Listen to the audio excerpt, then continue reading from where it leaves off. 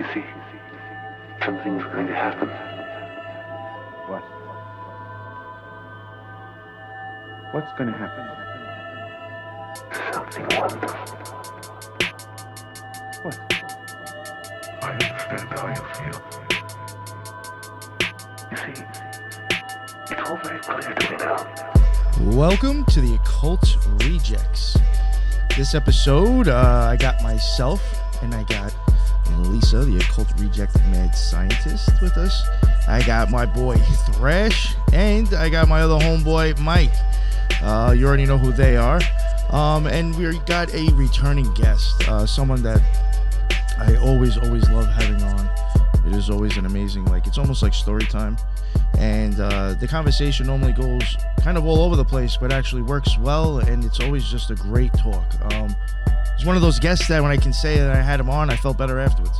Because we had a good talk and stuff and just had a good time.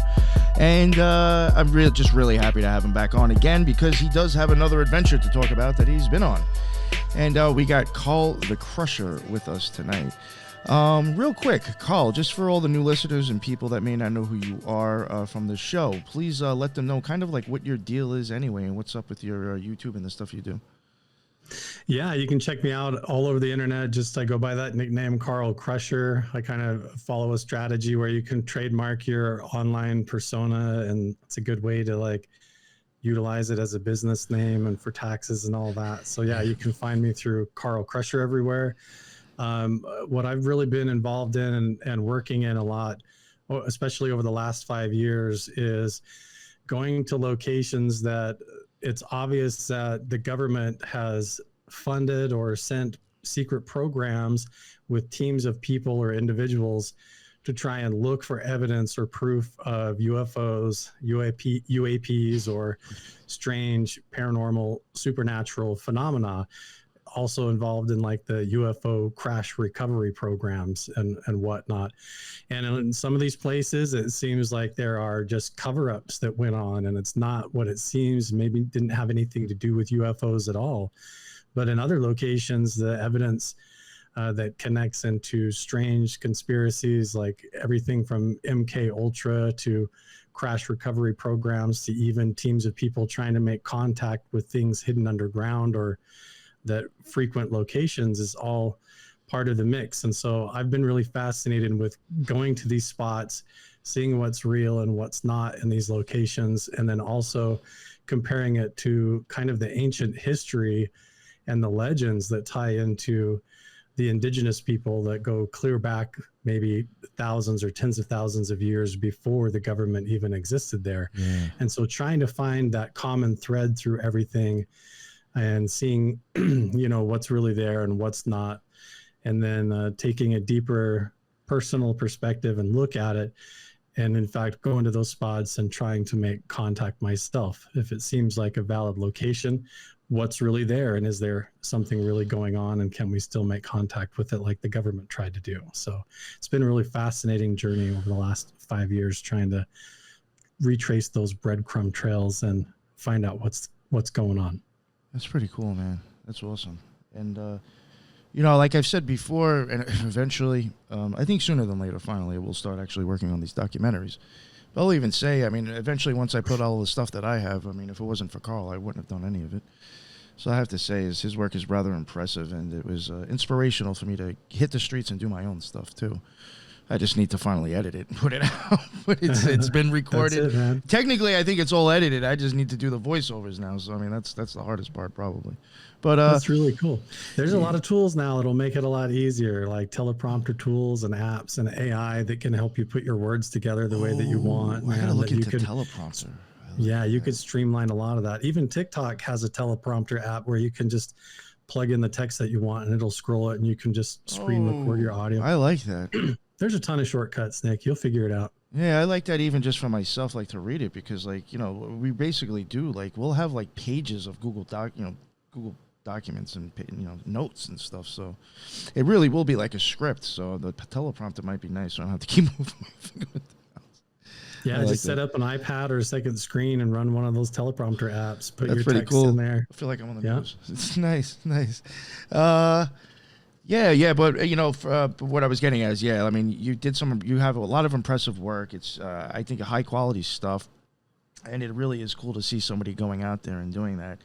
And in my opinion, I do think you've shown a lot of really impressive stuff, and I think, like, my opinion, you've shown some like pretty magical, paranormal maybe experiences going on that I don't think many people actually realize. Like, I do think you have actually had some pretty interesting footage or experiences at places where there's some weird shit going on, So for the new listeners that don't know who he is, I highly suggest to go check out his stuff.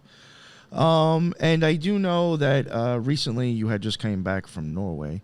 And again, you were just talking about that, so we will cover that. But one thing that I did want to ask that you were kind of going on about at the beginning, it was something that popped into my head as you were saying. Yeah, I think you were mentioning how, like, you'll see, like, government, the government will somehow be over there or involved in these areas. To me, I'm not necessarily saying ours. I mean, I'm sure they are somewhere else. But, like, to me, it might, just from looking at things as a conspiracy theorist, I think you could look at things going on today and actually wondering if it's almost like a smash and grab where it's like, well, we're going to remove these people and grab this land. Either it's going to be like we're tossing them over the fence into the United States and clearing up area, or natural disasters. But we're going to, my opinion, I just think that there's land being taken probably for specific reasons. And I was wondering, like, when you went to these places that you think might have like some sort of energy there, or maybe occult reasons that something might be there. Do you ever wonder if, like, the government might have actually, like, went in there and even, like, kind of, like, fucked over the people that were there, too, just to get that land or to have a place there? Oh, yeah, that's always been a thing, for real. Because I'm already, like, thinking of the Native Americans, so I'm like, I'm sure they, like, did it to, like, other people, too, like... Yeah, even from the beginning, and it's even ongoing now, there's still battles that happen around Nevada, because you have like Area 51 is just one, area within hundreds of areas that are designated out there for different purposes at the Nevada test site. And surrounding that is all Department of Energy land. And when you trace the history clear back to the foundations of those secret programs and when they started purchasing it, there's a lot of weird dealings between people that were brought over from Project Paperclip, from Germany. And then also you have these billionaires like Howard Hughes, and they're like suddenly show up in Nevada, and they can't just go around and buy like 700 different pieces of property and mining rights and land claims and everything to form the Nevada test site Area 51 and kind of create it or anything. So they have to use other people and secret means and ways and cover stories to do that.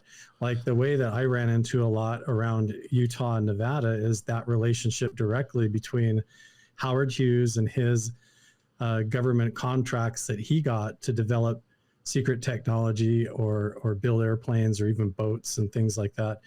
But then at the same time, he would use alternate people or business advisors like that were in the Mormon church specifically. He claimed and felt like he could trust people that were Mormons to work with them. So he would basically funnel millions of dollars through a certain collective of Mormons back then. And through them and their names and their companies and corporations, they bought up basically most of the state of Nevada and tons of Utah. And now you have everything from Area 51 to Dugway Airfield and scattered throughout.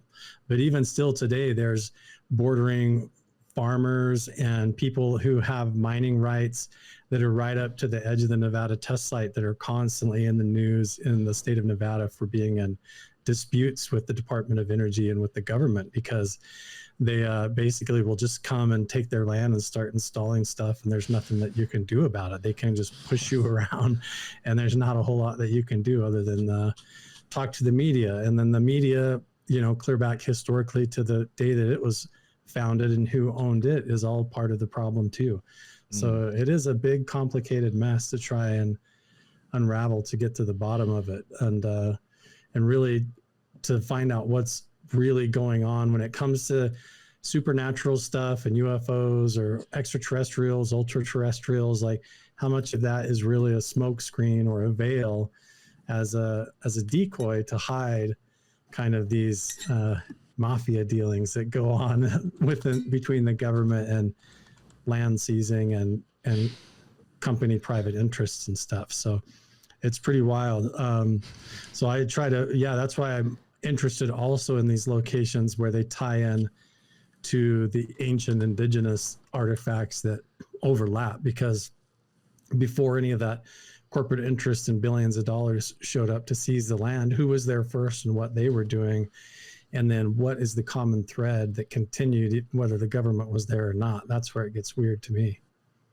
Yeah, that point there, I mean, these military bases are smack dab north of Mexico, where the Aztecs say they came from, right? And the Hopi come out of the underground in the Grand Canyon, and we have the Hoover Dam that there's ancient civilization under that, right? When they flood it. So I think it's a definitely dual purpose. They can't let you know about the ancients and all that stuff, especially the underground stuff. Yeah, I could take you guys from Groom Road, which is the turn in the road and the main dirt road that goes right up to the front gates of Area 51. It's the same spot that George Knapp and all those guys claim that they would go and park on the road that goes to the black mailbox, where that you can see UFOs and everything come out of S4, and you can park there and watch for UFOs. And then I could drive you just up the canyon, just like 2 miles to the east of there, and take you on a little dirt trail back in the rocks, in the boulders there. And there's ancient petroglyphs that could easily be 10,000 years old back in there. And it's right there. So, like those ancient artifacts and places where indigenous people lived and did their rituals and believed that these were sacred places are now built over top of by a lot of these secret government installations. And that didn't matter. No matter where I go, you can go all the way around the entire east side of Area 51, and that's the case. There's ancient petroglyphs and canyons, and you go up there and look at them in person, and they rarely do they depict any scenes of like regular everyday life.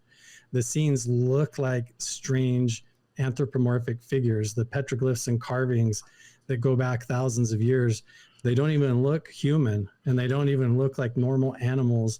They look often like strange alien figures or shamanistic deity figures, or have all kinds of strange symbolic glyphs.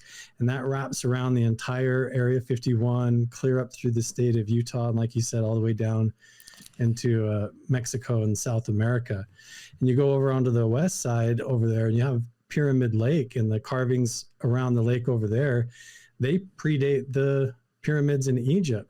And people have no idea that there's these literally prehistory ancient civilizations that are right here on the American continent that go clear back to the Ice Age. When there was saber-toothed tigers and woolly mammoths walking around, there was humans here on this continent that were living and dwelling literally everywhere and trading with each other. And that just kind of all gets swept under the rug like it never happened. And we're just told that like this colony of pioneers found this location, and found this and found that. And they say they founded these capitals here and there. But every time they show up in these spots, there was already tribes and clans of people living here when they arrived, so they had to be dealt with, and that history had to be covered up. That's what I was kind of getting at too. It was really going back to then. Like, I'm sure the tribes or these indigenous people that lived in these areas, once these other people came in, they got rid of them. I'm sure. Yeah. Ultimately, they were all put on to either slaves or put into reservations, and a lot of times they were separated from their families and their cultures, and they weren't even put onto reservations that were in their homeland. They were transported into other places and then assigned a reservation to live with people they didn't even grow up with. And so they completely lost a lot of the meaning of what even the petroglyphs were, the magic of what all of it meant and everything. And it's taken hundreds of years to try and re-piece all of those steps together without culturally appropriating and stepping on their heritage and toes to try and figure out what all of it means. And then also that weird conspiracy part of it is why every time there is an interesting canyon that has these petroglyphs, there's suddenly like a fort there. Like they built a fortress. They put members of the army or the Buffalo Soldiers there to guard it. And then they rounded up the natives, put them on reservations. And then now there's subdivisions built right up over top of them, almost like it's on purpose to hide it all. So what was there before and what was the world really like back in those magical days? And maybe that is part of the recipe that makes us feel like some people have their house is haunted, or you go to certain spots and you see paranormal activities, because we're now living on top of these ancient sites that have all been built over top of and reclaimed for different uses, and we don't understand that. And I'm sure. Sorry, go ahead. No, go ahead. I was gonna say, I'm sure like there's even like might have like ley lines that are huge, and I'm sure you have like little like veiny or like splinter things where it's just like that could be like down the block somewhere, and it's not really, you know what I'm saying? Like you could be having paranormal effects just from that, I think. Yeah, and the ley lines where those government installations are and those sacred sites, that includes everything from like Stonehenge to Area 51, almost like some of those government facilities are intentionally built on the nodes of those ley lines to access that energy for some reason. There is definitely government programs like the remote viewers and the psychic spy program that we're very interested in, trying to use the ley lines and the energy, the electromagnetic field of the earth to amplify their telepathic abilities and their capabilities to do remote viewing for spy reasons and stuff. So they were definitely into all of that. One of the things that you brought up with the artwork, most of the artwork is very, like, it has a style to it. Like, it has a fingerprint to it. It almost looks, even though, regardless of what continent, and I'm talking about just the Americas, and regardless of what country, they seem to have that same flavor to the artwork. And so, like, some of the artwork that you see in Nevada, Utah, Arizona, New Mexico, it's reminiscent of like the Nazca lines, to where they have that weird, kind of feel to it, to where it's like I would say mezcla. It's a mix of different people, animals, some sort of just chimeric type feel to the artwork itself. And it seems like the government downplays a lot of these sites. I mean, when growing up, we grew up in Texas, you didn't know about some of the historical things in Mexico, or some of the historical things out even in West Texas. There's a lot of privately owned land in West Texas that there's tons of caves with tons of petroglyphs inside. And of course, it's all privately owned, and the landowners do not tell anybody, because we do not want, the government guys coming through here and eminent domaining this.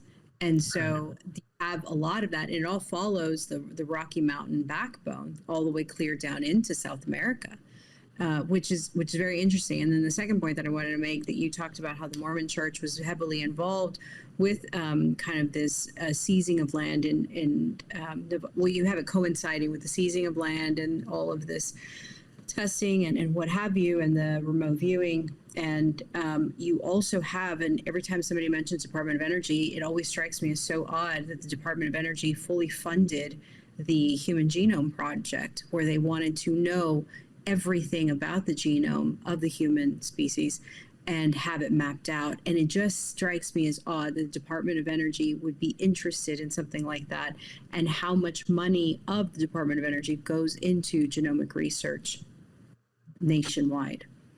Totally. Yeah. And when you look at the ancient petroglyphs, what really strikes you is that, like, when you go online or you look at the brochures that talk about where to go to find the petroglyphs or look at them, they'll just show like a picture of like a goat or an antelope or something like that isn't that impressive.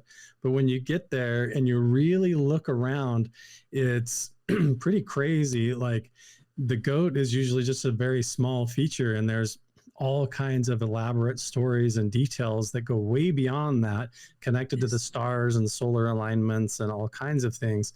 And even those long migrations and travel routes and trade routes that you could follow like a map. And when you're standing there and you see clearly these people could draw a perfect circle. Clearly they could draw multiple concentric spirals with fine detail that goes like perfectly around that I couldn't do to save my life, even with the pencil trying to be careful. And they're doing it on the rock on this like very challenging surface out in the open, according to these advanced alignments with the summer solstice and whatnot. And then so you like see all that detail and you wonder, why did all the people that they drew or carved have rectangular heads or no heads, or their heads are floating above their bodies, or they look literally like alien figures? They don't look very human at all. Very, you know, even their eyes a lot of times have that classic, you know, alien shape.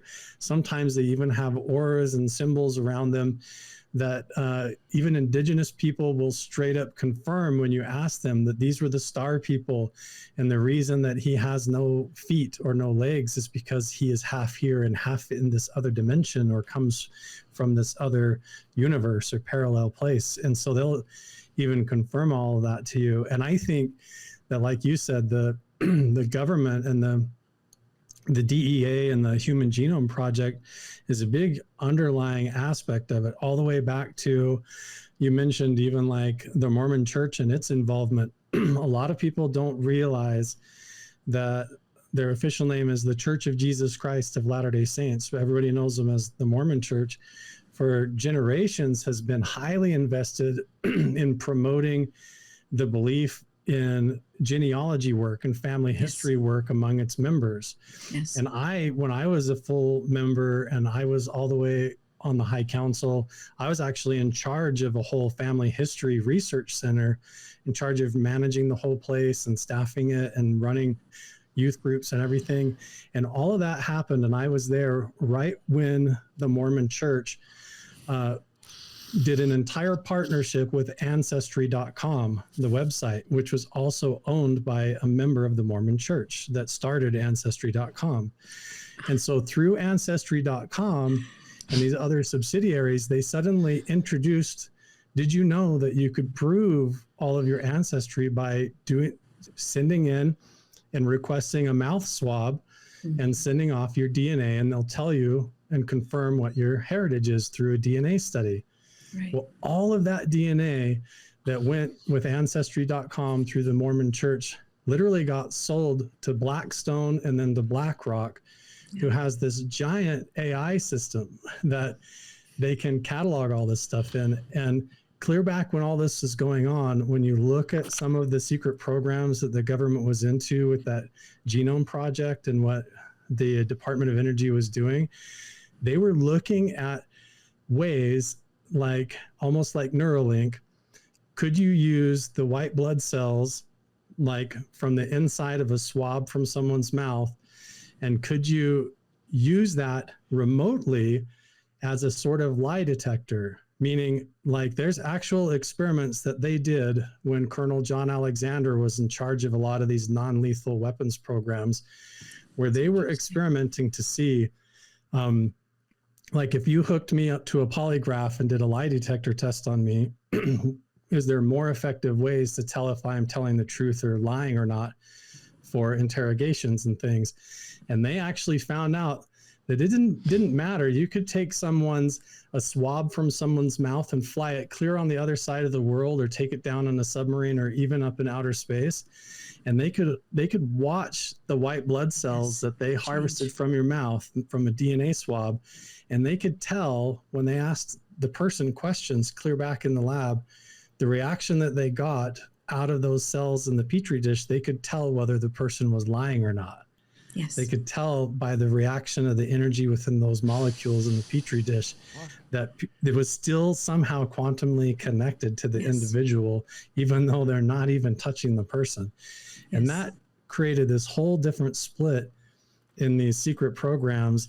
And then you got to wonder, why was the church and these corporations so big on everybody sending in their DNA? And why did all of the DNA? They keep it. They store the DNA. It's not only cataloged in terms of a computer, but the vial that you send in is kept. And what else did they discover? Maybe not only did they find out that they could tell whether you're telling the truth or not, like a lie detector, but what if they like reverse the input and can kind of influence people remotely from a distance just using your DNA? Yeah. You know, it's almost like the Matrix. Like, could you remote control someone using a DNA swab that you acquire from them from a distance? And is that possible through some Black kind of magic. It is like black magic. Yeah, we might call it quantum science or something, or quantum computing, but it really kind of is the same thing.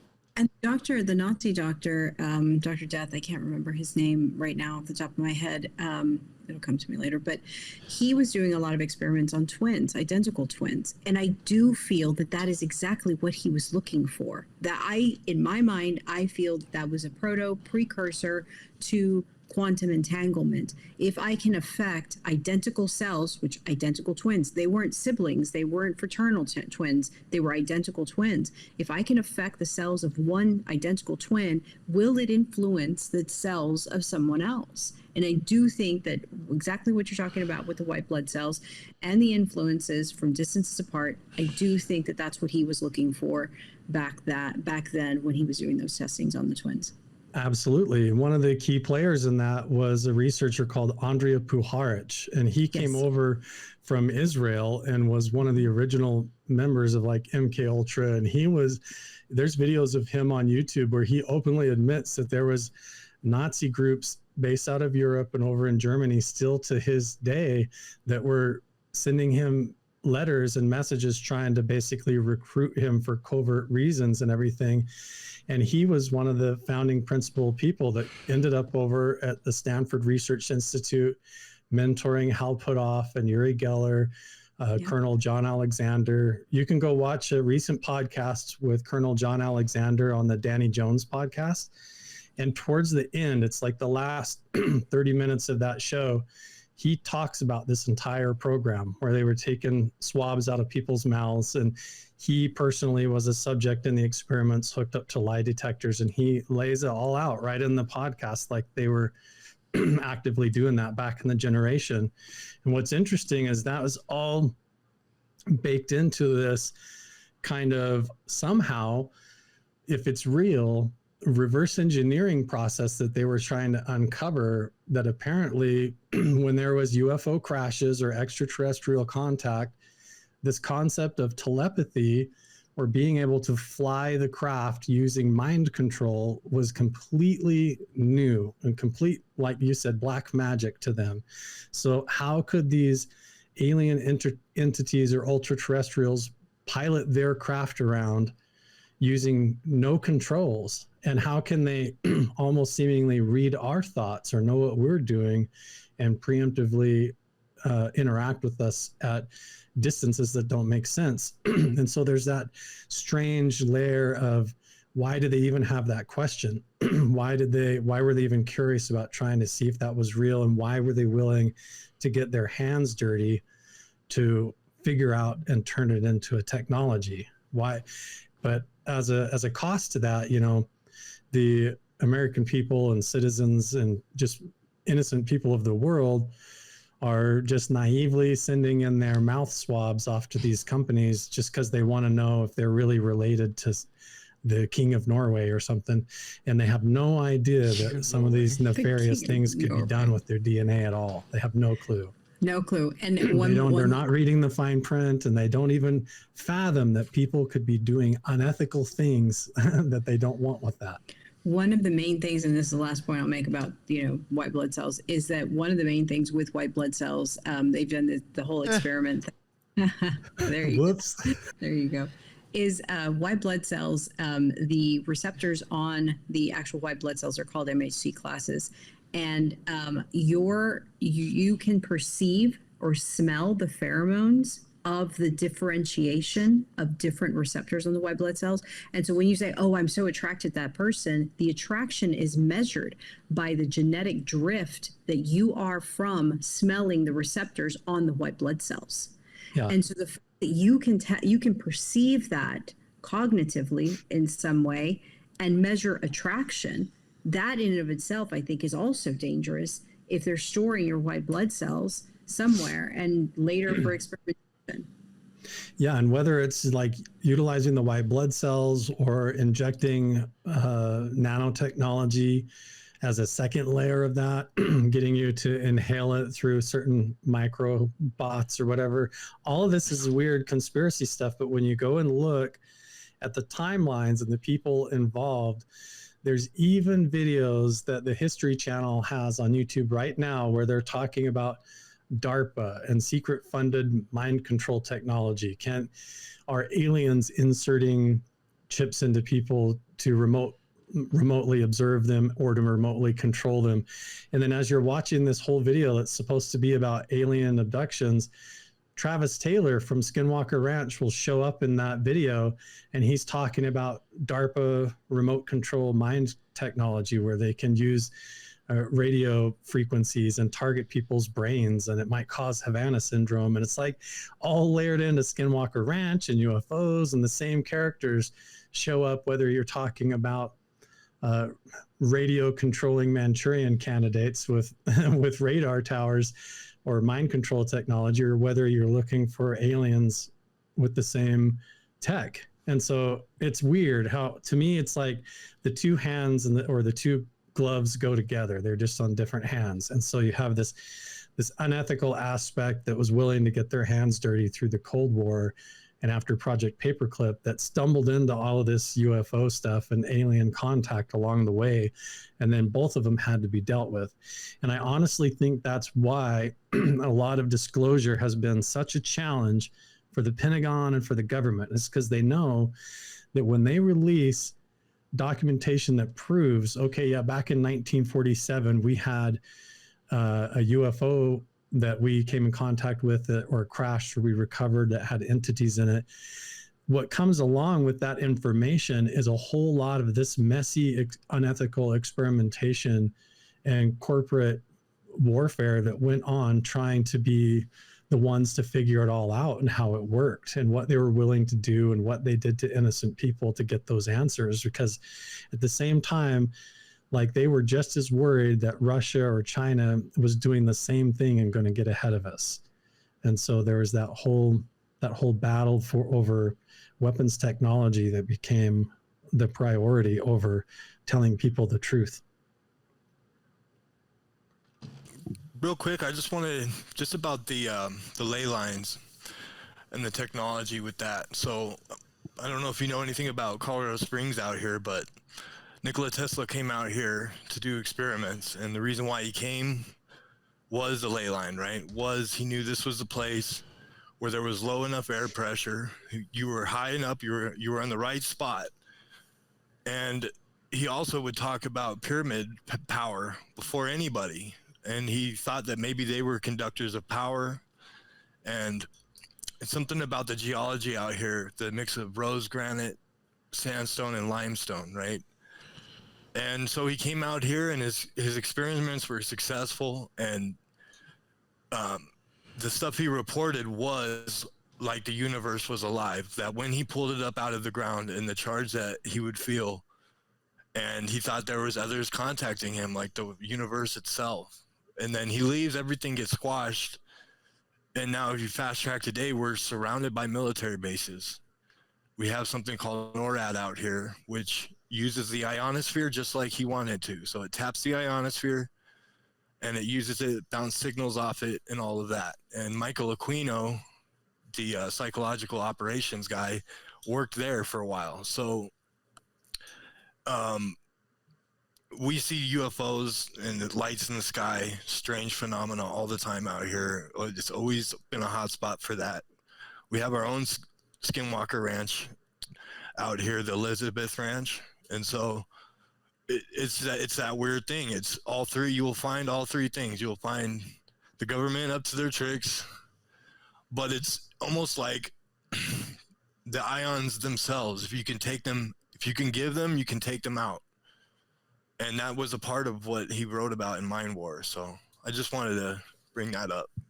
100%. Michael Aquino, he's the infamous MK Ultra guy. Nick, after our last podcast, we touched on that. And then I sent you pictures of Michael Aquino at the Pentagon at a party standing in a photo with Colonel John Alexander. That's the guy that's dressed in the satanic robes with his wife in front of that table with the pentagram on it. So Michael Aquino, he ended up being a infamous, I don't want to say the words to get your channel banned, but anyway, he human trafficked people and hurt people and did a lot of like crazy things. He's known. Yes, he's definitely infamously known for all that stuff. Yeah, that's wild. But you're right. Yeah, this understanding of the ley lines and going back to Nikola Tesla is a key point, because along with Project Paperclip came a war over not only just the scientists and the doctors, their families and the people to try and possess them and their knowledge, but also that known technology in the journals and the paperwork. And there's a lot of conspiracies and books and stories written about, even like George Bush Sr., when he was like younger and involved, his father has kind of questionable ties back into Project Paperclip and all that. And George Bush Sr., allegedly part of his involvement in the whole skull and bones at Harvard and how he moved up and became head of the CIA, ties back to this story where there was an opportunity where George Bush Sr., when he was still just a young guy coming up in the fraternity, pulled off a whole stunt where he stole a ton of Nikola Tesla's papers and patents and copyrights and brought it back and started a whole part of this secret program for the government and acquired this knowledge for the United States. And that's why he moved up in the ranks and became director of the CIA and ultimately president. Because of that secret technology, he was able to go back and compartmentalize and sell into the secret government programs and establish that whole industrial military complex behind the scenes. There's a lot of characters that are at play that are involved in those secret fraternal programs that go clear back to Tesla. And even Andrei Puharich that we mentioned, who was all involved in this whole program and trying to remote control at the remote viewing programs at Stanford and whatnot. He's involved in all these early patents in the same way, with trying to install microchips into people's teeth or tooth fillings and other things, and then using frequencies and stuff. And there are videos of him all over YouTube where he's giving lectures and talks, talking about how the government was very interested in whether or not you could take a gifted person that was a telepath or had psychic abilities, and you could put them in a location that was on the ley lines of the earth, on a node of the ley lines, and you could amplify the effects to make them go from like 50% accurate up to 100% accurate or whatever, to the point that you could literally project an entire influence, like a psychic projection onto entire communities or people or other countries, literally psychic warfare that they were utilizing. And so the idea was you penetrate the consciousness of these psychics and telepaths and remote viewers through the electromagnetic field of the earth. He says it right in the videos, into the magnetic core of the earth, and then back out onto targeted locations and coordinates in order to create a psychic effect on them, or a magical effect. And they were experimenting to see if you could change people's sleep, give them dreams, give them diseases, give them heart attacks, literally everything you can think of. And that ties into that genetic experiments, the DNA control. He talks about in his lectures how the hydrogen bonds between our own DNA can even be targeted at like a radio antenna to receive influence from these types of signals. And then when you think of building big Tesla antennas or radar towers right on top of these ley lines, and then using computer systems or AI and the DNA, and you're amplifying these signals, you're talking about like warfare over global mind control programs and things. And how effective that is or not, or whether it's really going on or not, I think is still kind of skeptical. But when you look at all the people in the programs that were involved all through there, right along with looking for UFOs, was all of that stuff, all that trying to reverse engineer Tesla tech. It really makes me think that cities are in the locations that they're supposed to be for a reason. Yeah. all of that. Like there definitely could be effects of that. I mean, people have known about like the HARP array up in Alaska, and there's rumors of one being in Antarctica. And if you just eventually over time, bury them or hide them in different mountains or places all over the place, it would be really easy to blame it on aliens or something and hide all of that stuff and the side effects. But that doesn't mean that there isn't something real there. There isn't a phenomena. It's just that the phenomena and the paranormal stuff can become an easy camouflage or cover for the experiments and the technology. Yeah, 100%. I mean, there's some interesting stuff I found with the Peruvian aliens. The Peruvian alien attacks just happened to coincide exactly with Space Force's first operations on the ground in the same place, literally the same location. And it was this huge operation, and they were down there setting up all kinds of equipment. So who knows? So they were down there. Space Force was doing stuff in Peru, and that is in the same kind of area where people were claiming those face peeler things were flying on jetpacks. Yeah. Is that the same spot? Same exact time, Operation Thundergun Express, and then Operation Harpy Sur. And they're literally right there. They're on the ground in Peru with the Colombian government. And yeah, it really is the perfect cover story. Like imagine, if something goes wrong or locals stumble up and see what you're doing, or they witness or something accidentally crashes that you're experimenting with. Yep. It's such a much easier plausible deniability just to blame it on aliens than to take responsibility and be accountable, especially if people are exposed to hazardous materials or radiation or biologics when they get close to it and they're not supposed to or whatever. So there's a lot of weird layers to it that, just scaring people away with ghost stories or vampire stories. That's all been a part of our military history, using paranormal psychological warfare in order to try and influence the enemy. To think that they wouldn't do that on us, our own citizens, and create our own hot spots in order to create a perimeter around certain locations in America, it makes sense that they would do that too. But again, with all this talking about the government and the conspiracies and the weird stuff, I've definitely experienced things that I believe are not connected to that are more tied into the indigenous aspects or supernatural aspects that transcend even the government's trying to catch up with that. I still think that there are extraterrestrials or ultra-terrestrials or parallel dimensions that are bleeding into ours in certain locations. And I think that is a fundamental part of what the government's also interested in at the same time. And I think more of that's going to slowly come out. And I think just this messy part of the history that goes alongside of it is just like the ugly step cousin we're going to have to accept as to how we got here, Yeah, they don't get all that credit. There's magic on this planet, man. I've seen it. I've seen miracles. So they don't get all the credit. Yeah, I think there's just plenty of compelling evidence and science going on. Aside from that, the work that even like Avi Loeb's doing, the stuff that we did at Project Hestelon, all of this is totally alternative to this concept of DNA warfare and psychological warfare.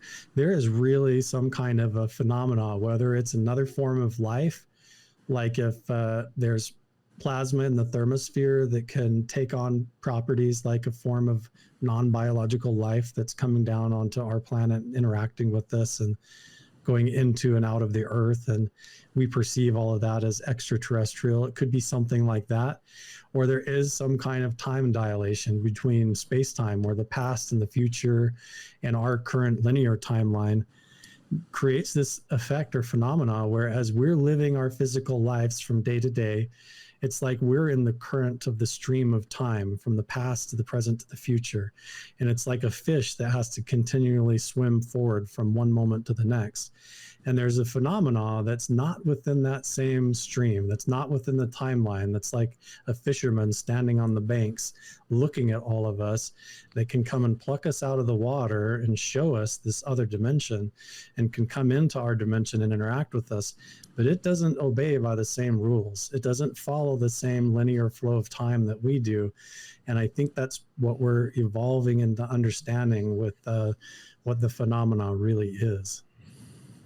Do you think that, Carl, in your experiences, do you think that it's a coincidence that most of our military psychological operations that are happening in Latin America coinciding with the presence of the LDS in Latin America in some of these sites? Do you think that it's a coincidence that is sometimes often found in these areas, and that you're starting to see some of these areas experience the most significant, what I call weaponized human migration?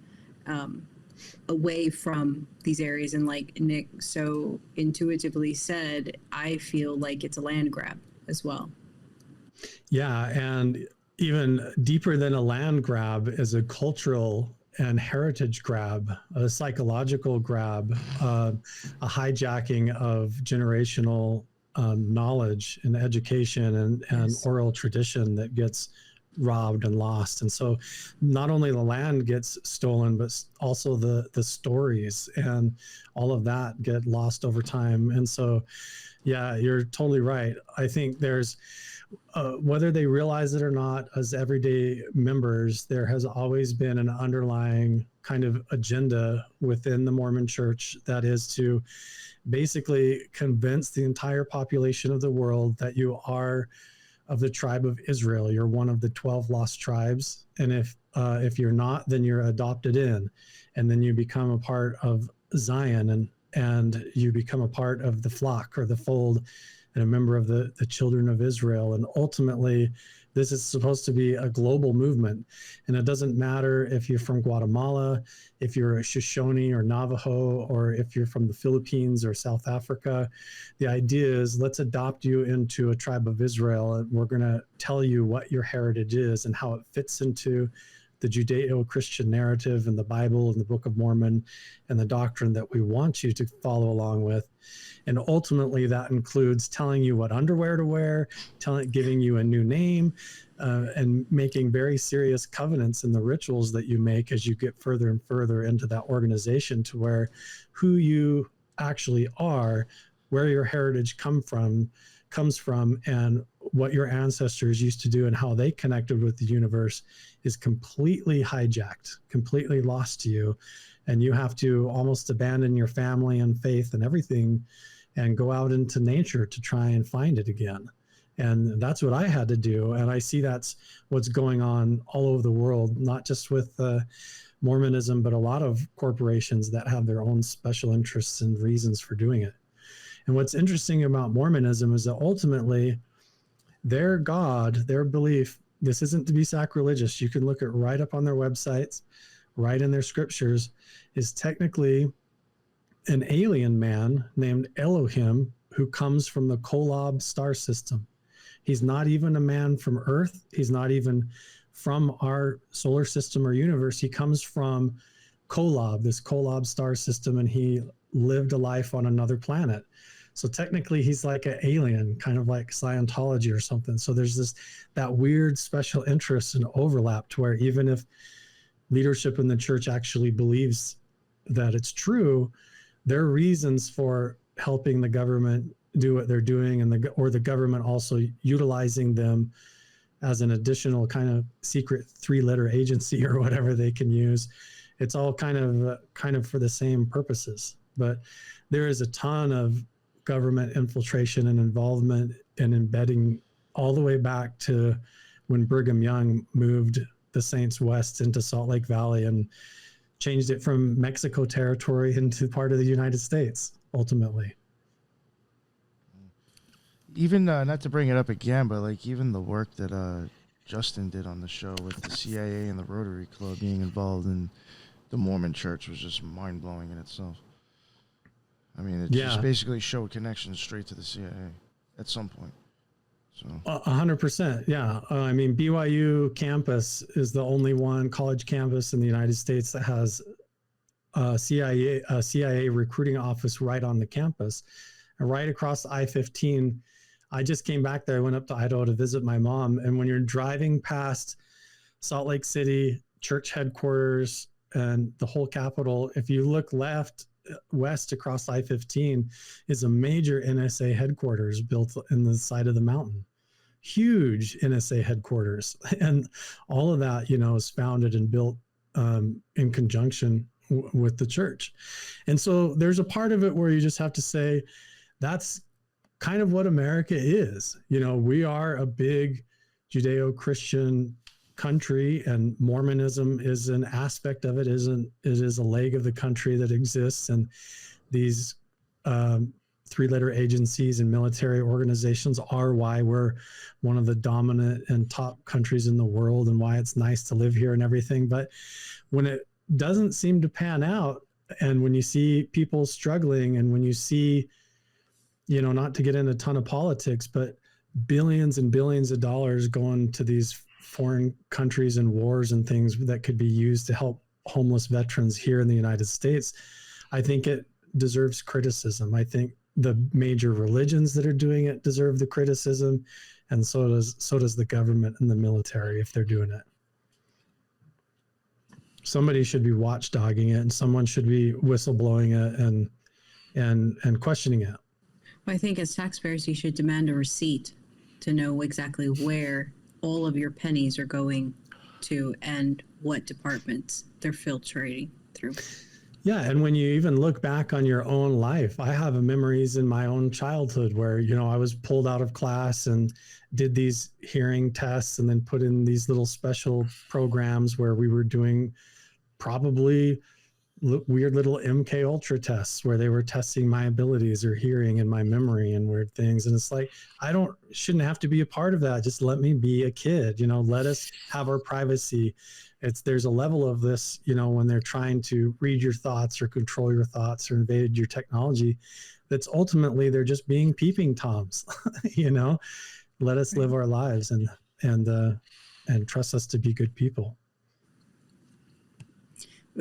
One more thing, and I promise I'll stop talking, but one thing that I've always noticed, especially with these alien cargo cults, the way JJ refers to them, and then the religions as well as the MK Ultra type letter agencies, alphabet boys as I call them, is that you do have this essence or this, and I know we're trying to keep it not dark, you do have this essence of human trafficking. And not to desensitize it at all, but to get down to the bare bones, you see that same pattern repeated over and over. And it's almost as it's an echo that the youth is so close to source, and that those types, of people, the children, being so close to source is almost an echo back into the indigenous people, into how they kind of perceive the connectivity between this realm and the other realm. And it almost begs the question, is that why they prey upon children? Because of the sacredness or the ability of the children to be so close to source, and that they can easily still access that in some perceived way. 100%. I think so. I think that everything down to why there's like this whole debate over even just like the breakfast cereal and the poison that they put in the food, it is legitimately difficult to go into the grocery store and to find anything to feed your kids that isn't genetically modified or just full of toxic junk. And, I was born in 1978 and came out of a whole generation that was full of lead poisoning, full of radiation exposure, carbon monoxide, full of microplastic particles, and nobody was even questioning it or really seeing if it was a problem, and now our exposure to social media and the internet, the psychological effects of that, and the propaganda and algorithms that are pumped into our faces all day, all of that, is part of cultural control and population control and guidance. at a bare minimum, we know that companies are trying to manipulate our buying habits and trying to control our cravings. And when you expand that up to a global level, or you consider it as an act of war or human control, then really we're all in a kind of matrix. We're all in a kind of Truman Show that you have to become self-aware of and wake up to where you have to choose on your own to find healthy ways to eat, healthy ways to think, healthy ways to get up and live your life every day and escape that system and rat race and be aware of the walls of the matrix around you and not play in its games, or learn how to circumnavigate it and keep your family safe. But really, you're exactly right. I think they immediately target children through media and through food and pharmaceuticals and all kinds of ways, because if they didn't, we would have a lot of kids that instead of struggling with chromosome disorders and autism and things, a lot of kids that would be walking around like psychic spies or crystal balls, the telepaths that are able to connect at a deeper level. And maybe as a humanity, we'd be connected and evolving in a healthy way instead of dealing with all these issues like dementia and early onset cancers and weird things like that we're fighting with instead. And I think you're exactly right. I had an interesting thought. I thought it was interesting anyway.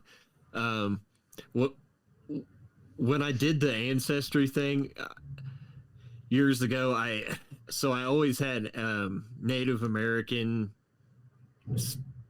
stuff in my family and everything. And when I did it, you couldn't find, there was nothing that showed up.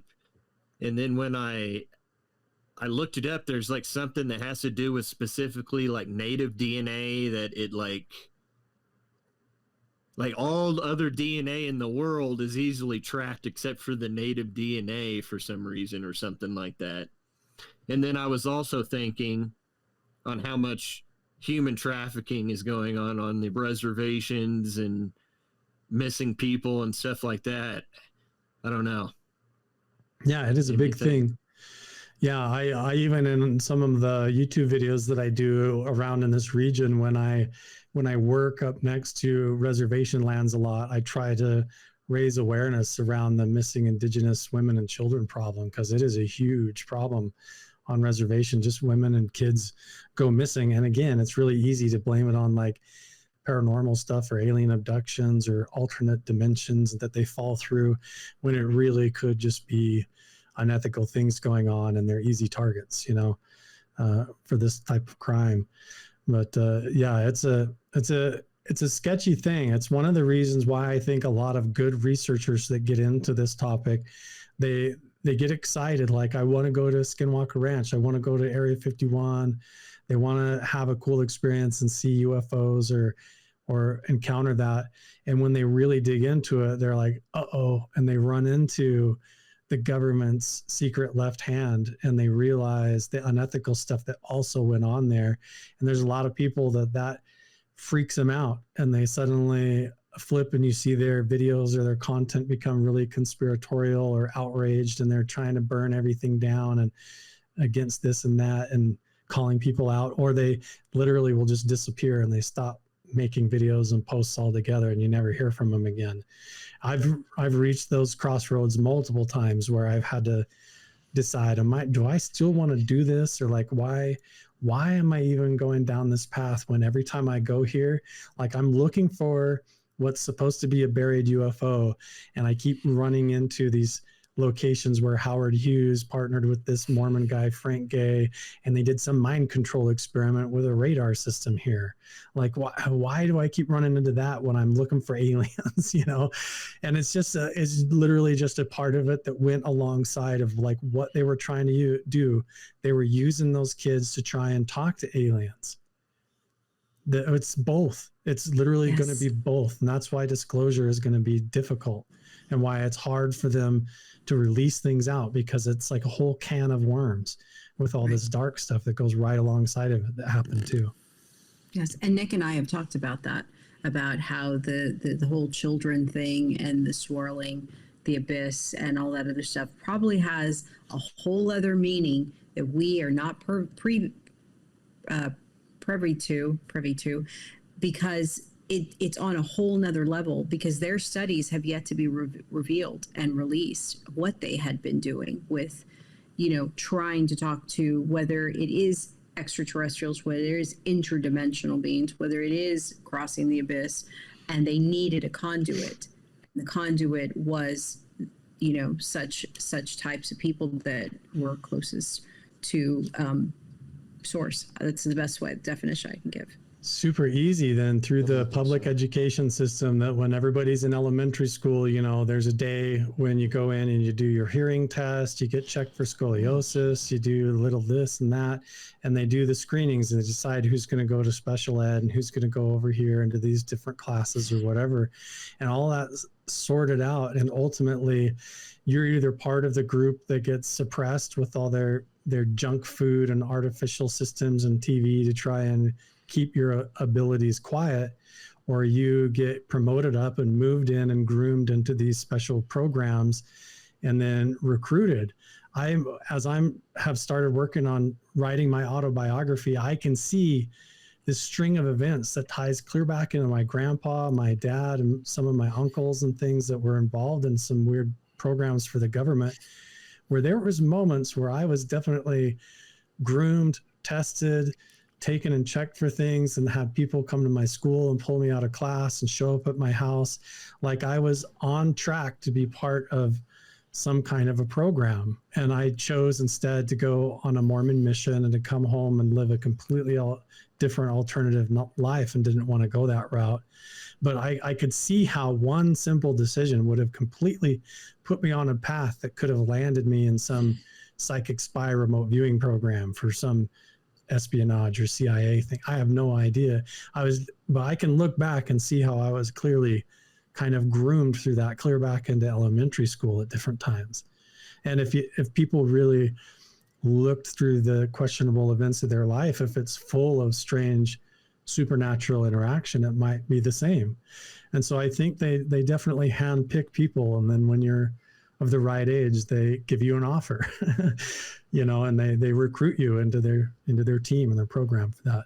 And but early on, when they were figuring that out, it wasn't so much of a recruitment process as it was just unethical experimentation with people having no idea, groups of kids thinking that they were going to like space camp to learn about astronauts and rockets, and really they were given drugs and put in isolation tanks and had psychic experiments done on them and things. So yeah, it's kind of messy and interesting at the same time. One thing I did want to, I guess, kind of start getting into, I guess, is your whole thing over in Norway. If maybe you want to, maybe we'll spend like the next half hour just talking a little bit about that. I know you got tons of stuff on your own channel, so, leave some out, obviously, for people to go and check out your stuff. But maybe if you want to just kind of give us a rundown of, like, I guess, what made you choose there, first off, and where'd you go? Yeah, it all fits in part of kind of the strange synchronicities in my life. So, like, one of the first trips that I did up around Skinwalker Ranch, it was back, I had met Chris Bartle up there and gone up there and working with him. And then through that, made friends with a few other people and ran into Chris Lato.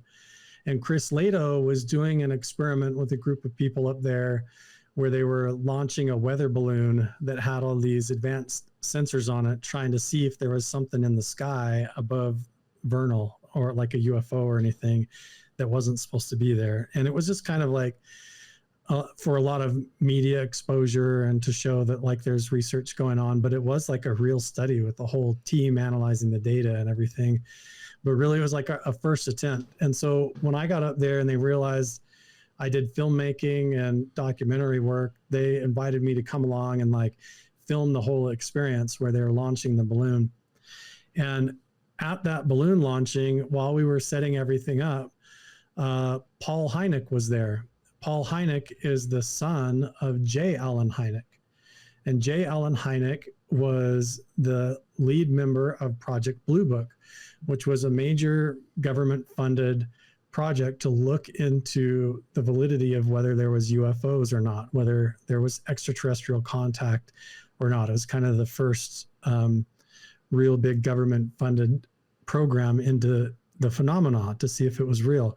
So J. Allen Hynek, he was the guy, and I had met Paul Hynek and Chris Lado, and the gentleman that built the sensors on the weather balloon was Dr. Jim Segala from Skinwalker Ranch, who is a scientist, a physicist, and engineer. He has multiple PhDs, and he's the one that built the cluster of sensors that was going to be launched on the weather balloon. So I met all of these guys, and I've always been interested in Project Blue Book and whether or not that was like a UFO cover-up program or involved real research. And J. Allen Hynek is just a fascinating character. So I got to meet his son, Paul, and this other group of scientists, and I kind of dawned on me, this is the new team. This is like the new Project Blue Book team. They're independent. They're not directly with Skinwalker Ranch, but this is like really the continuation. This is J. Allen Hynek's son, the scientist, an F-16 pilot. These are the guys. This is where it's at now. And so started working with all of them and making friends. And ultimately, there's still a small group of people over in one of J. Allen Hynek's main hotspots in Norway, in Hessdalen, Norway. There's a valley up there with Oyungen Lake. There's a lake at the bottom of the valley and a whole river that goes out and connects to the ocean. And for centuries up there's been these sightings of UFOs and things, but they don't just appear in the sky and move around. They're known to go into the mountains, go into the lakes, come out of the water, transmedium, and all of that stuff like you hear in all of the modern stories. This has been going on in Hessdalen, Norway forever. So J. Allen Hynek, it was one of his favorite spots to go. He even said there was so much activity there, it was like a UFO laboratory.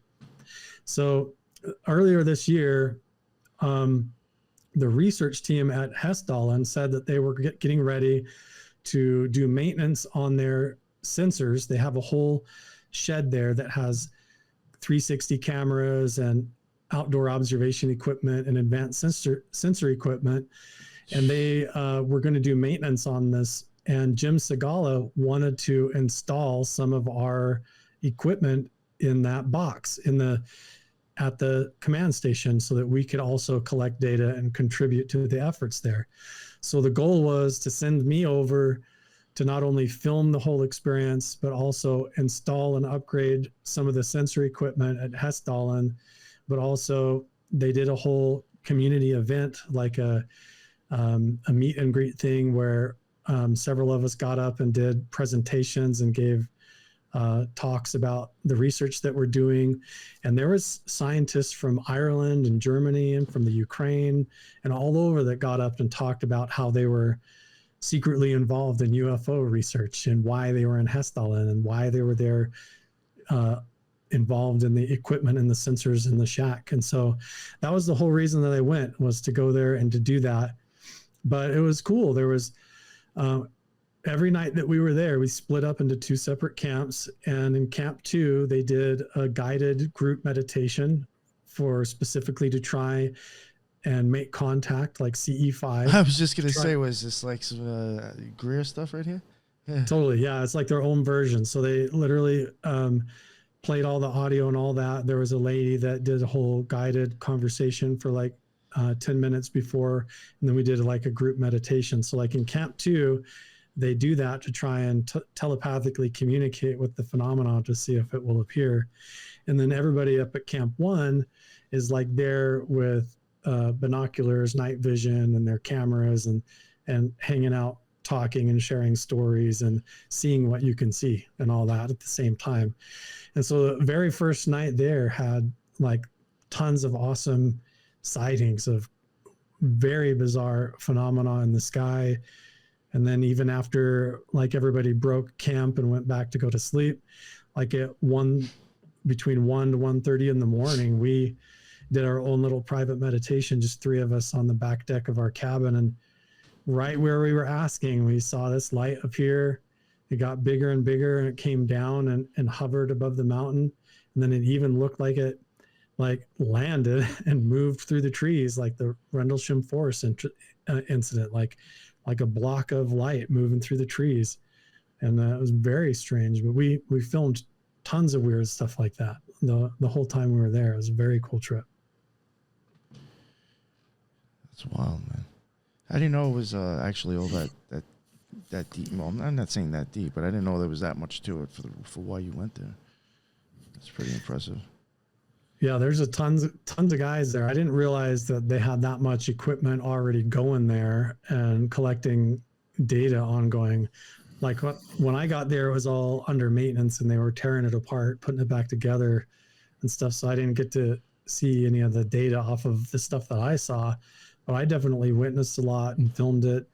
And even Chris Lato, who was a huge skeptic, every time I go and work with him, he's constantly debunking everything. Like, no, that's a satellite. No, that's the space station, or that's this. And he'll look it up. And I like that. I appreciate that he's that way. But we definitely saw stuff even with him there that he could not understand. And he's done a couple of videos on his YouTube channel about that as well. Did you happen to see Aurora Borealis? I know it's been pretty strong up there.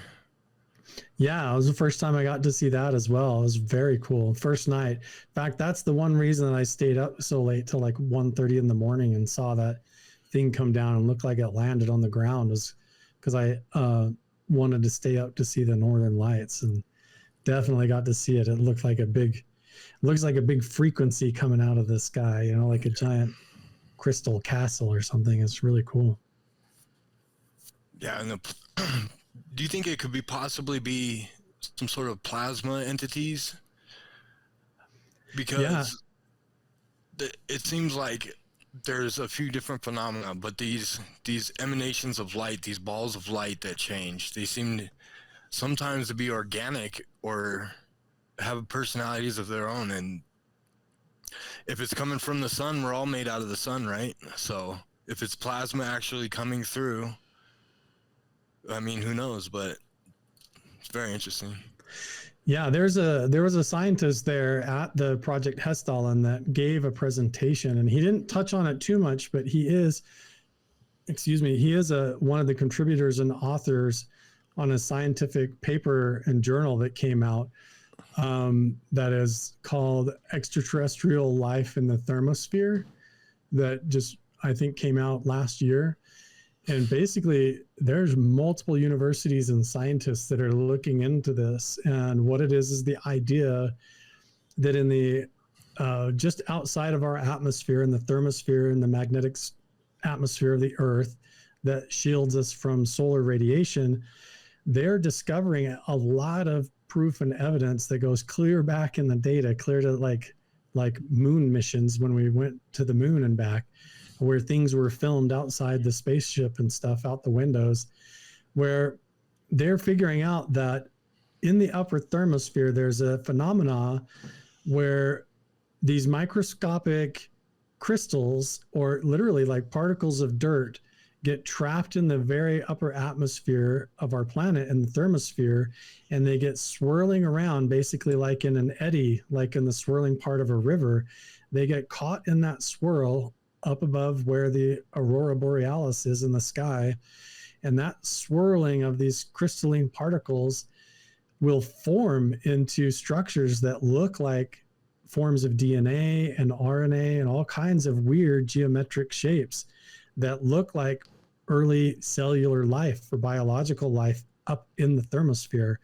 And then out of that area of space, these things emerge that they're calling plasmoids or plasma entities that behave like living things, like they're swimming around up in the upper atmosphere and up through outer space. And they're sometimes cone shaped or cylinder shaped like a tic tac, or even like a flying saucer.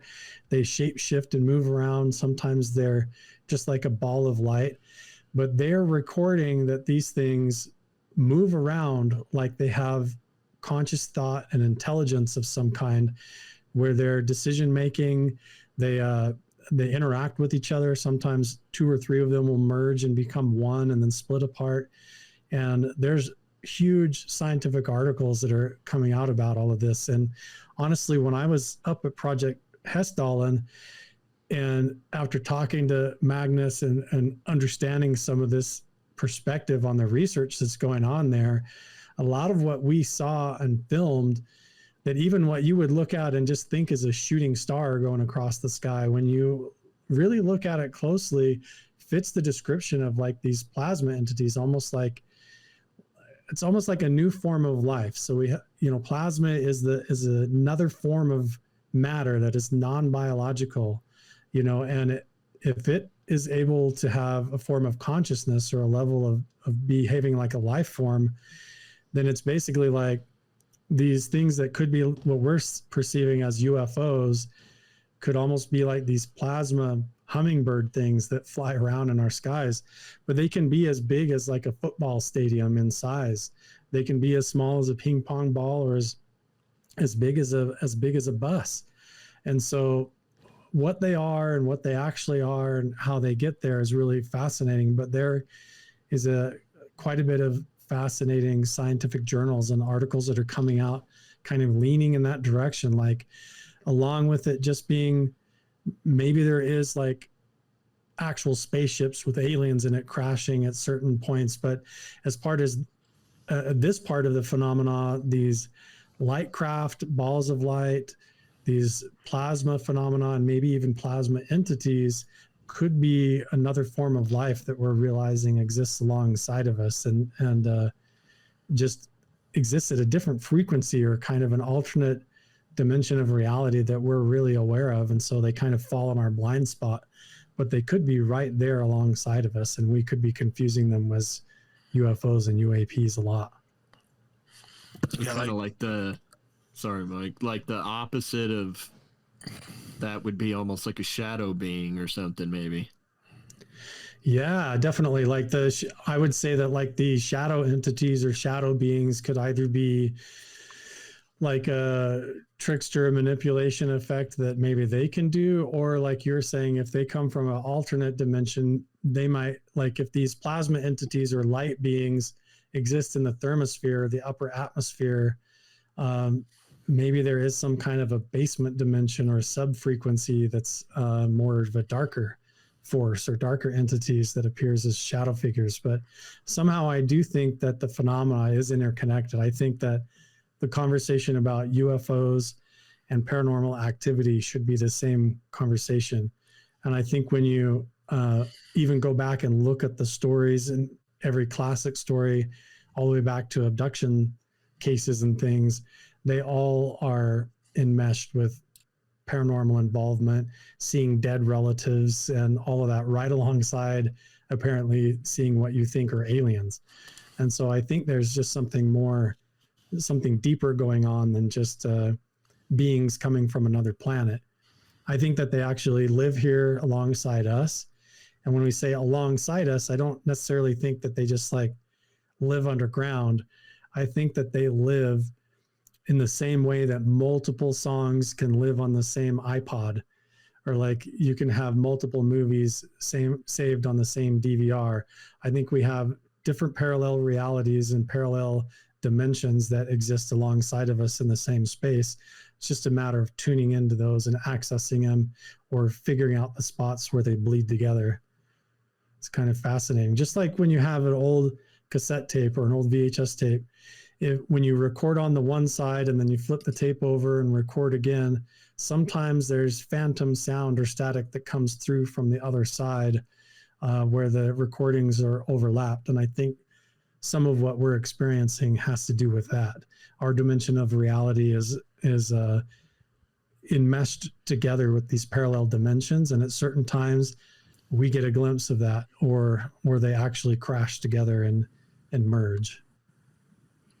There's a common, I guess, quote in the Bible that says, in my Father's house there are many mansions.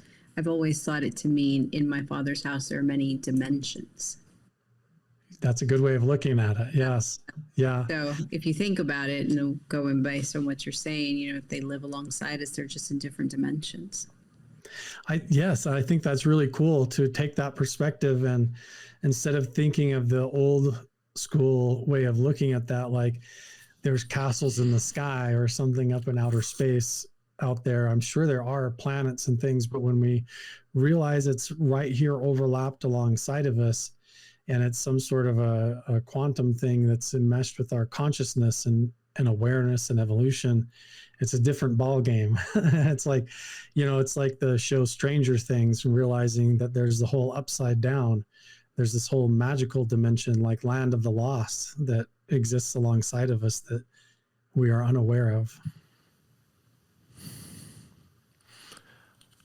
But the fact that you saw what the whole aurora borealis, especially up in Norway and stuff like that, most physics experiments, if I'm wrong, please correct me in the comments, but most physics experiments operate at very cold temperatures.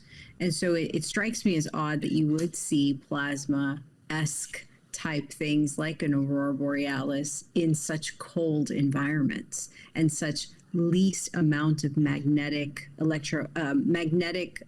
guess pole, and then that the electromagnetism is that you can actually see it.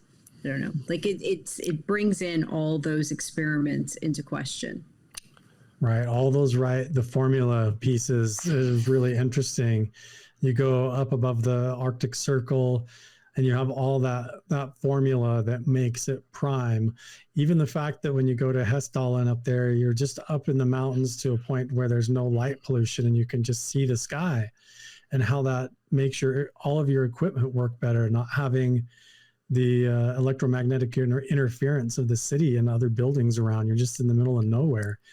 And then you get up there and the geology's right to amplify it. The solar activity is like a big amplifier. And then, the northern lights, you can literally see it. You can see these lights and these orbs and phenomena popping right out of the northern lights and moving around. And it makes you wonder how our reality really is made or exists, or how it manifests. And if there's something more like we're in a kind of a hologram than a physical reality than we realize. And when you get a glimpse of things like that, it sort of makes you question it. What is our reality really made of, and how does it work?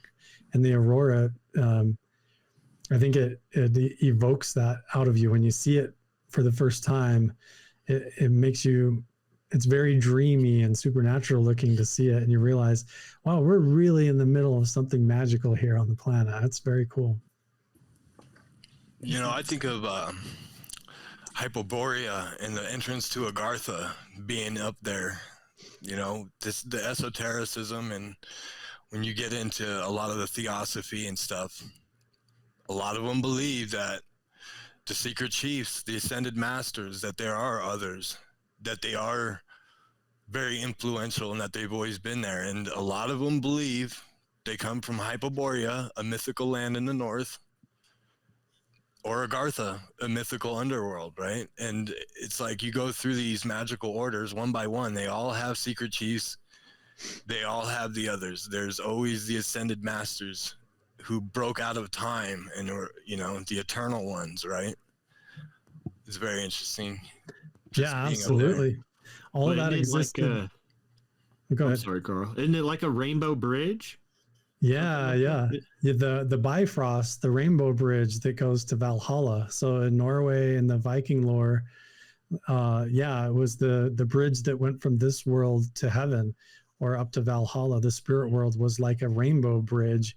And when you see the aurora, you can see that symbolism and why they would have believed that. And you're absolutely right. Those ancient cultures are all overlapping. Like, as much as I was up there because of Project Blue Book and J. Allen Hynek and wondering what scientific research we could do, we spent a whole good chunk of a day hiking through the forest to look for an ancient Viking mining operation that dates back to like 200 BCE. So it's like the ancient Vikings were up there and they were mining in the mountains there in Hessdalen from 200 BCE to like 900 AD.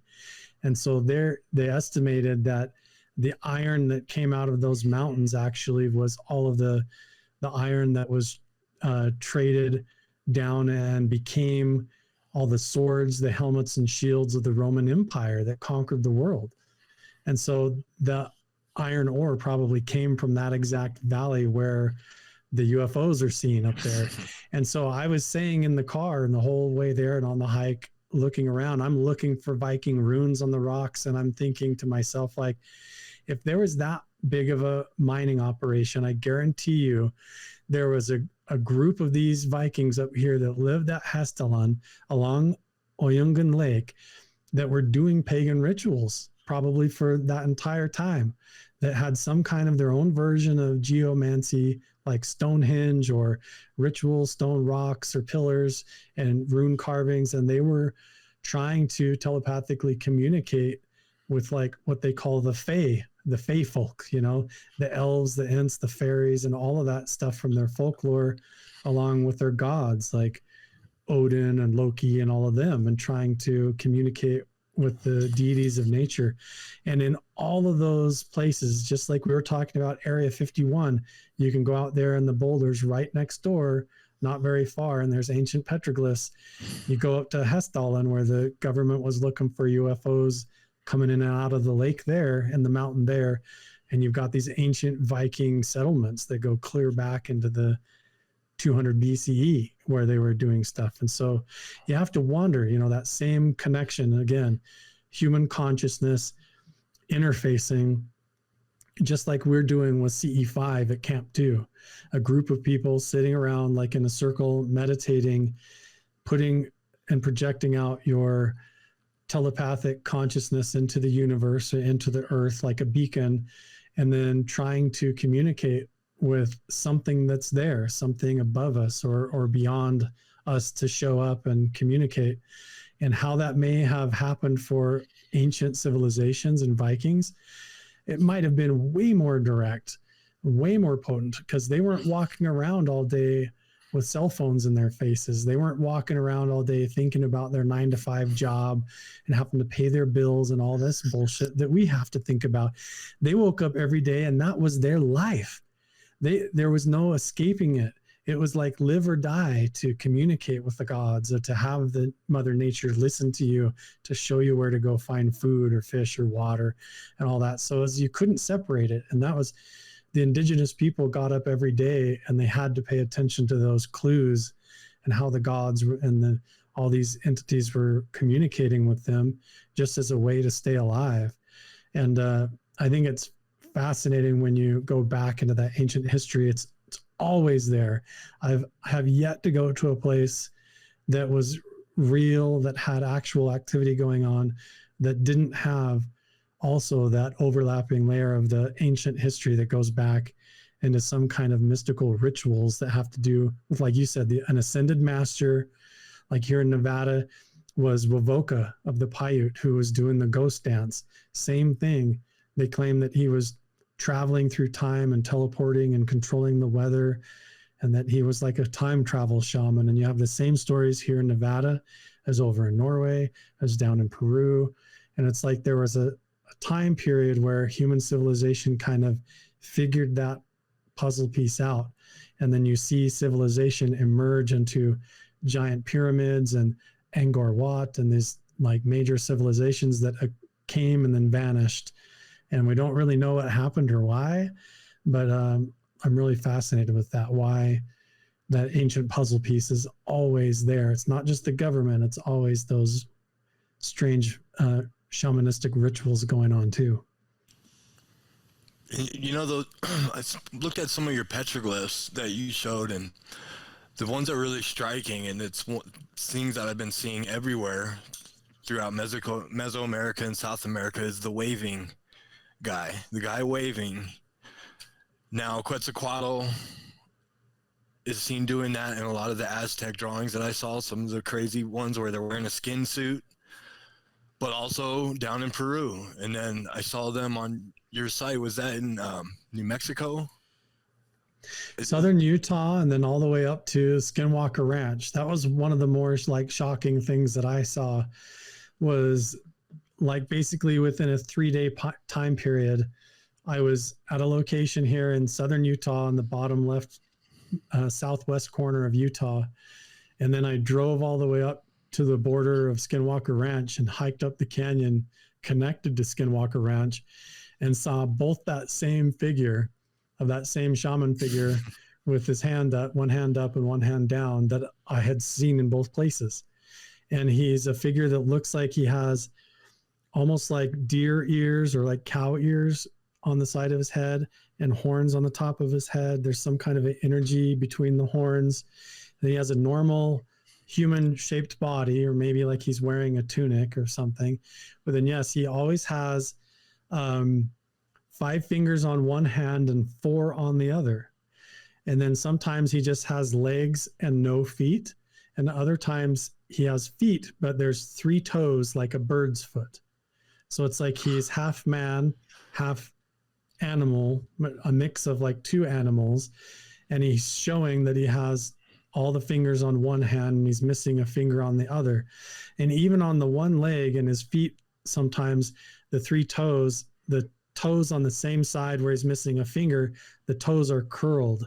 Like, and the legend is that in becoming this time travel shaman, this figure who transcended from being a normal villager to being like a god, somehow when he developed the ability or got the breakthrough to time travel through these portals, that when he was stopping a cataclysm from destroying the earth, that he was injured on one side of his body. So he lost a finger on one side and is partially paralyzed in one leg. And so this idea is that he walks with a limp, almost like a shuffle step, and he's injured on one side of his body. And if you go back and look in ancient legends all the way to ancient China, before it was even China, under Emperor Yu in the Shang Dynasty, there is legends of this mystical figure that was wounded on one side and missing a finger and walks with a limp. And they literally, even in ancient China, they call it the pace of Yu. This man did a ritual where he walked with the pace of Yu, or like a shuffle step, because he was injured on the one side. And this shouldn't even be in the same story like as on the other side of the world here in Nevada or southern Utah, but there it is. And you have the pace of Yu was called Yubu, which literally means goose step, walking like with the shuffle step, like a bird shaman, like a goose step. And this was also a bird shaman. You look at the Native American tribes here in the Southwest, and they initiated the ghost dance, and they are all dressing up with feathers, putting headdresses on, dressing like a bird shaman, and they dancing around in a circle in a shuffle step, where they literally shuffle clockwise around the circle, and the shaman stands. It's exactly the same.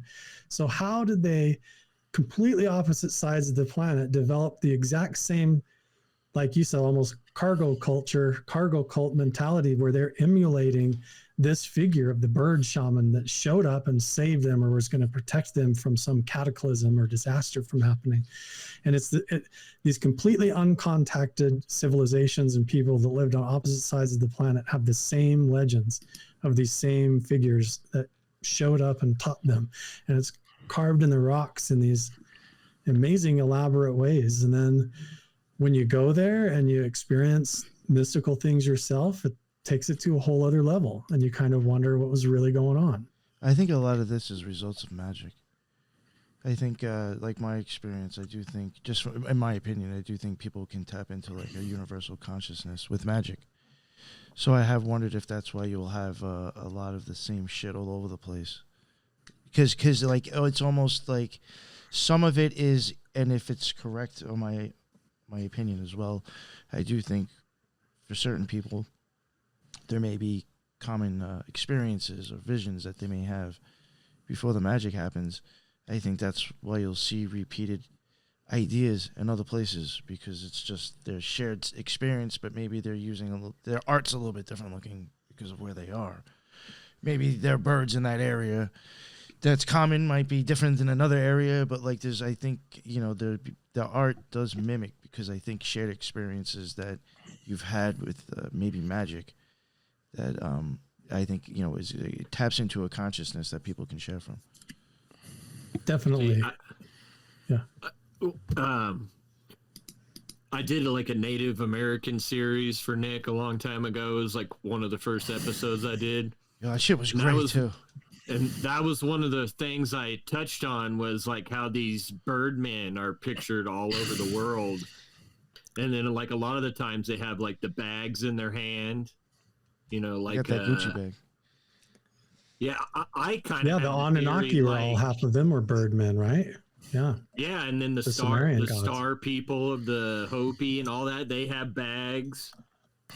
It to me, it's almost like these same beings or whatever they are came down every little part of the world and was giving the information to the people, the rituals, the agriculture, all this stuff.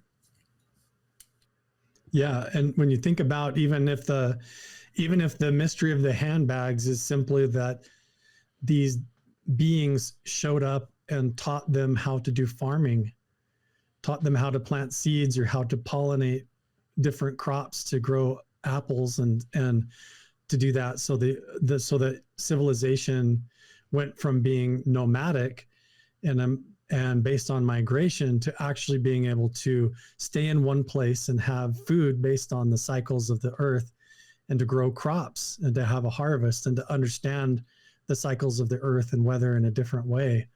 And so it could even be that simple, but when you talk about it, how that would change the course of human history and develop into massive cultures, it's revolutionary at the time to go from not understanding how pollination works to understanding it, and to where, wait, I can take these seeds and carry them over here and it will still grow. Like that's a huge breakthrough when every other time before then you've had to literally hike for miles to get food and eat to feed your kids, And so when you think about the interaction of how that was introduced or who these figures were, how they came through, it could have been actual contact where some figures showed up, entities appeared, and it's like this classic story of like ancient aliens where there was some sort of a contact was made, where it could be as simple as like we're talking about the true nature of reality, the true nature of space-time and human consciousness. When you remove all of the distractions and the elements, and certain breakthroughs like farming or crop growing happened on their own, their ability for a shaman to sit in one place and actually watch the stars for a solid year and to figure things out suddenly becomes a thing. And so you could just, if you look at it from the other perspective, which one came first? Maybe this global breakthrough where everybody had this emergent consciousness, where everybody settled down, started developing culture, drawing symbols on the rocks, developing language and heritage and sharing stories about their beliefs and things, was just a fundamental breakthrough in human consciousness that occurred globally. And along with that came these uniform symbols of like pyramids and triangles and spirals that everybody was seeing in the sky and that all of humanity shared together. But I personally think that there was a deeper connection where a shaman sitting, a Native American medicine man sitting at a canyon here in southern Utah, I believe through their rituals and what we would consider or see as magic, was doing what the government's fascinated in, tapping in through the electromagnetic field of the earth, through the stone circles with consciousness, and communicating with each other like a primitive indigenous form of internet, to where the shaman in the canyon here in southern Utah may have been somehow spiritually communicating with his cousins down in South America at the temples and ritual places down there. And these became almost like spiritual doorways or gateways that they were communicating through with consciousness. And that might be hard for us to fathom, but I think for anybody who's really dug into things like remote viewing, the Gateway program, and explored the actual depths of human consciousness and potential when it comes to telepathy, I think you realize that that's possible, that the ability to perceive things in the past or in other locations where you're not currently sitting is completely possible, and that you can do it. And I think that we're very naive and struggle with our ability to do that, whereas indigenous people, there were certain people that were set apart and aside from their clan and society to do nothing but that. That was their job as the shaman or the spiritual leader, was to communicate with those dimensions and other shaman across the world. And I think to us now, we find these locations and temples and ritual sites that are all abandoned or lost, and we can't make sense of it. You know, it just looks like a bunch of weird ritual stuff that matches all over the planet, but we don't understand what it was used for. Like, we don't understand how it affects us because we've lost touch with that aspect inside of our own potential. And so it's just like we might as well be monkeys going and picking up a cell phone and not knowing how to use it. It just looks like a rock to us. Very well said. I like that. I was going to interject something kind of a little bit off topic, but you were talking about the 3 toes on the guy with the shaman guy, right? And that's kind of a repetitive thing. And that got me thinking about, for the people that believe in fossils, that it got me thinking about prehistoric animals, and a majority of them, especially like horses, rhinoceroses that were in the American continent, had 3 toes. And so the other thing was that during the last mass extinction, Cretaceous period, I think a KT event, I'm not pretty sure, but one of those, one of the only species to have survived the mass extinction were the meat-eating dinosaurs that evolved into birds. And so I wonder if that is a nod to say that this shaman survived, this shaman transcended.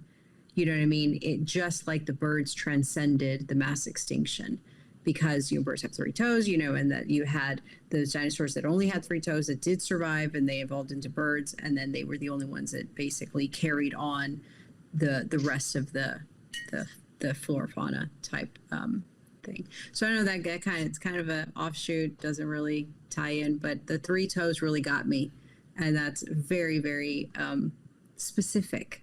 And I think it's on purpose, and I think that would be something interesting to look into. Totally.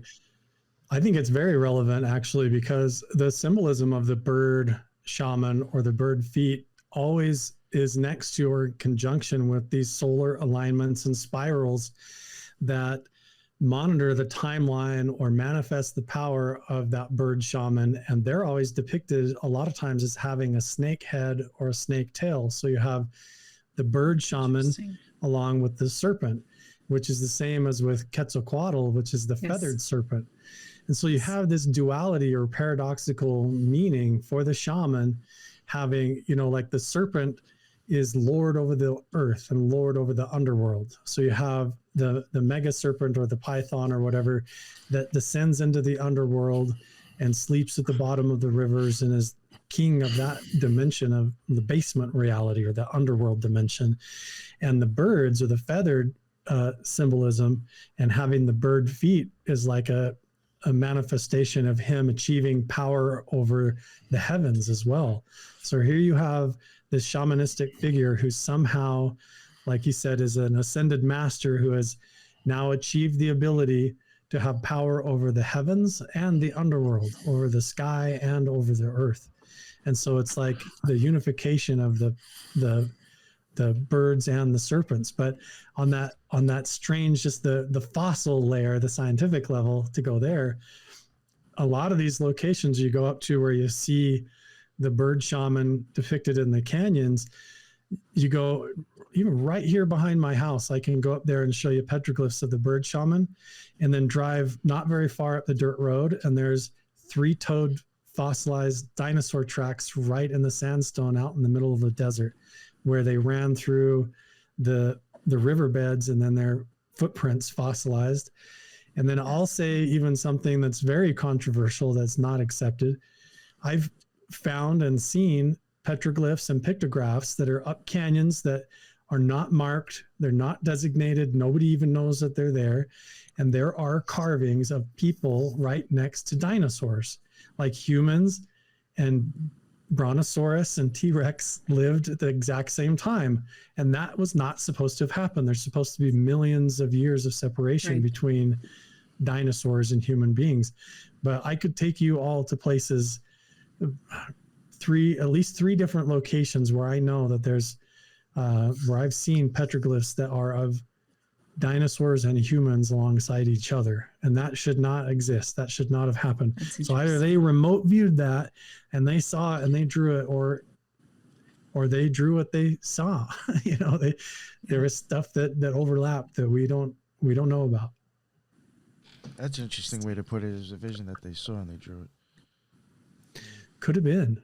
It's hard for me to say, but when I'm there, like even up at Skinwalker Ranch, the infamous Skinwalker Ranch, you could drive out of the front gates of Skinwalker, and in less than an hour, right on the edge of the state of Colorado, is the Dinosaur National Monument.